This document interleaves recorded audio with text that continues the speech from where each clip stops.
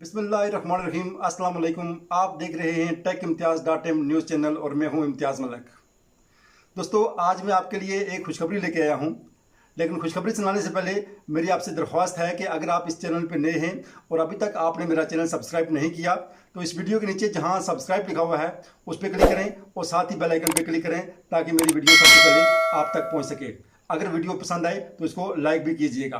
दोस्तों, आज मैं उन तलबा और तालिबात से मुखातब हूँ जिन्होंने स्प्रिंग 2020 में अपने एडमिशन नहीं करवाए थे, यानी वो कंटिन्यू स्टूडेंट थे और किसी भी वजह से उनके स्प्रिंग 2020 में अपने एडमिशन वो नहीं करवा सके थे। वो बहुत परेशान थे और बार बार ये पूछ रहे थे कि डेट एक्सटेंड होगी या नहीं होगी उनकी, क्योंकि 5 जून 2020 लास्ट डेट थी और कुछ ऐसे स्टूडेंट थे जो 5 जून 2020 तक अपने एडमिशन नहीं करवा सके थे। आज मैं उनको ये खुशखबरी सुना रहा हूँ कि इलामा इकबाल ओपन यूनिवर्सिटी ने उनके एडमिशन में एक्सटेंशन कर दी है। याद रखिएगा, ये सिर्फ वो स्टूडेंट्स हैं जो कंटिन्यू स्टूडेंट्स हैं, उनके लिए डेट की एक्सटेंशन हुई है और ये एक्सटेंशन 30 जून 2020 तक है।